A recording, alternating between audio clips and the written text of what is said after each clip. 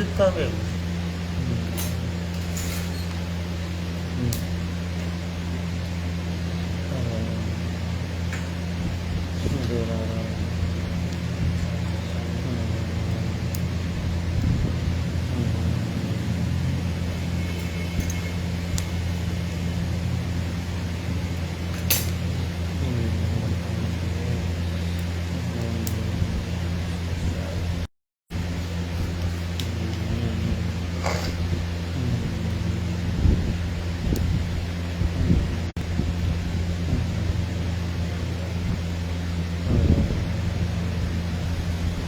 वेदो नारायण साक्षात्।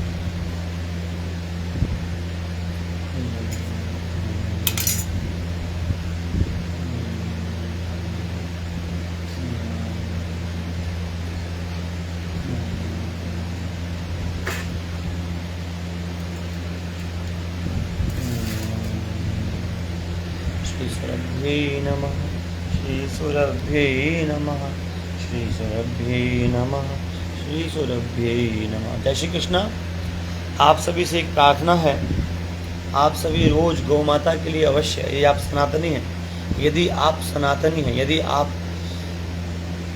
सनातन धर्म को मानते हैं, जानते हैं, अनुभव करते हैं और भगवान सनातन श्रीमन नारायण का भजन करते हैं, उनके विविध अवतारों को मानते हैं, तो आपको रोज गौ माता की उपासना करनी चाहिए, गौ माता का ध्यान करना चाहिए, गौ माता के लिए हवन न कर सके तो ज्योति और धूप जलाना चाहिए। गौ माता की रक्षा हो, गौ माता संरक्षित हो, गौ माता घर घर में हो। और गौ माता का लक्षण, आजकल जर्सी को भी लोग गौ माता मान लेते हैं कि वो ज़्यादा दूध देती है, तो उसके जो दूध पीने से हमारे शरीर में अनेक रोग भी आते हैं, अनेक प्रकार के बैक्टीरिया भी आते हैं और वो हानिकारक भी है, जर्सी या दोगली। देसी गौ माता का एक लक्षण है जिसके यहाँ कंधे पर शिवलिंग बना होता है, जिसके शिवलिंग नहीं है, जो फ्लैट है, थोड़ा सा ऊंचा उठ के फ्लैट है, तो वो देसी नहीं है। इतना होना चाहिए, कम से कम इतना या इतना भी उठा हो ऊपर को, गोल होगा, वही देसी गौ माता है, जिसके शिवलिंग बना हुआ होता है। इसलिए शिवलिंग वाली गौ माता, जिसे हम कहते हैं सूर्य केतु नाड़ी, तो सूर्य केतु वाली नाड़ी जो है, जो जिस गौ माता के कंधे पर होती है, वही वास्तव में देसी गौ माता है। और देसी गौ माता की उपासना करने से ही भगवान प्रसन्न होते हैं, गौ माता प्रसन्न होती है। सभी देवताओं में, सभी जीव मात्र में भगवान है, उस भाव से हम सबका पूजन कर सकते हैं, सबका मतलब ध्यान रख सकते हैं, उनके लिए प्रसाद आदि जो मतलब अन्न इत्यादि है, घास आदि वो दे सकते हैं। पर पूजन जो होगा, जो विधिवत पूजन होगा या स्मरण होगा, या जिसका दूध दही घी पूजा में उपयोग में लाया जाएगा, वो गौ माता सुरभि ही है। अभी हम सुरभि होम करके उठे ही हैं, तो मन में आया क्या ये 2 मिनट सुरभि मैया की जो है महिमा गाई जाए।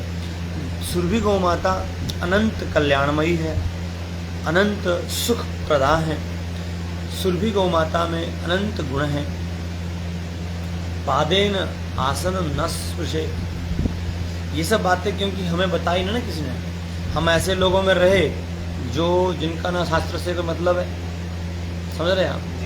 हाँ, उनको ना गुरु वंदन से कोई मतलब है कि गुरु जी को प्रणाम भी करना चाहिए, इसलिए हम जो है गुरु वंदन भी नहीं कर पाते।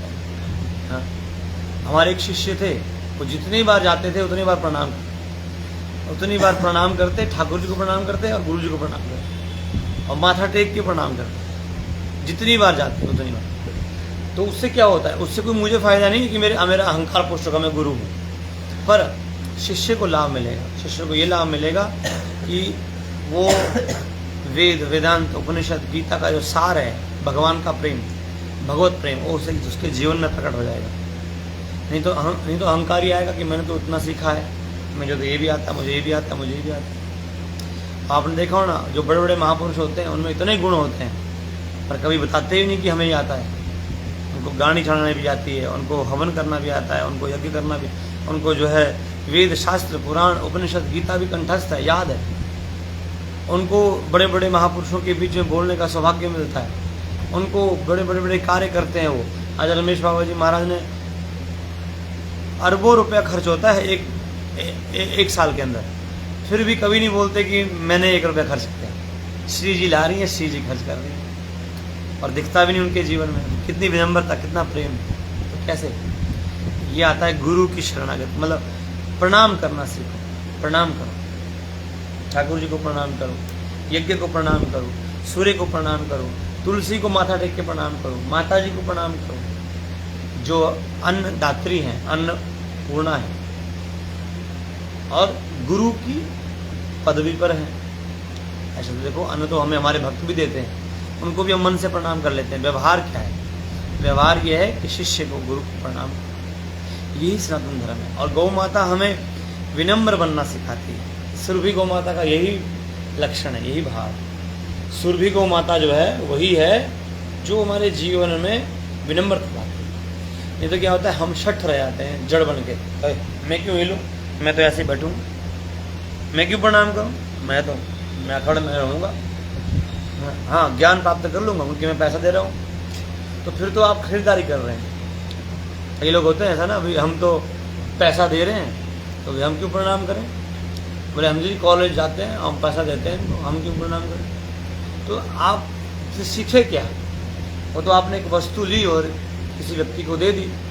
धन है, चाहे सोना है, चांदी है, हीरे है, मोती, कुछ भी है। राधे राधे जी, राधे राधे, प्रणाम प्रणाम। कैसे हैं आप? ठीक है? कुसुम भी ठीक है, बहनोई जी, शिव कुमार आचार्य जी, राधे राधे। तो देखो, हमारे जीवन में विनम्रता का होना जो बहुत आवश्यक है। विनम्रता और गुरु आज्ञा।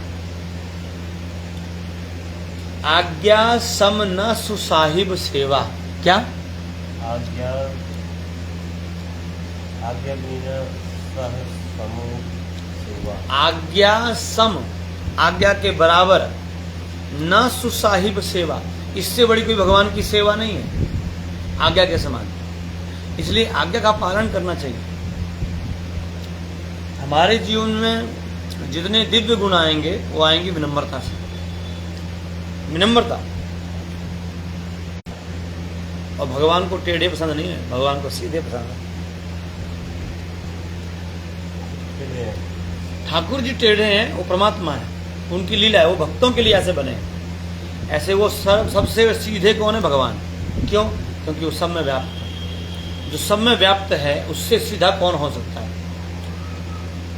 हर चीज में व्याप्त है। मलमूत्र से लेकर के संसार की सबसे सुंदर वस्तु में व्याप्त है भगवान। तो इसका मतलब ये थोड़ा ना कि मलमूत्र की पूजा करेंगे। जिसका जो स्थान है उसको वही स्थान दिया जाएगा। अब गुरु जी का स्थान ऊपर है। अब गुरु जी को बोलो गुरु जी नीचे बैठो, मैं तो ऊपर बैठूंगा और आप मुझे पढ़ाओ नीचे से। ऐसे कई चले होते हैं। तो अहंकार है उनके अंदर साधना का अहंकार है, विद्या का अहंकार है, धन का अहंकार है, शिष्यों का अहंकार है, संबंधों का अहंकार है। तो ऐसे जो व्यक्ति होते हैं भिन्नम नास्ति अन्य की मसले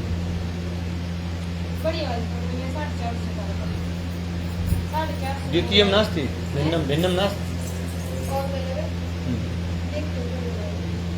तो इस प्रकार क्या दुर्मूल्यम ना दो ये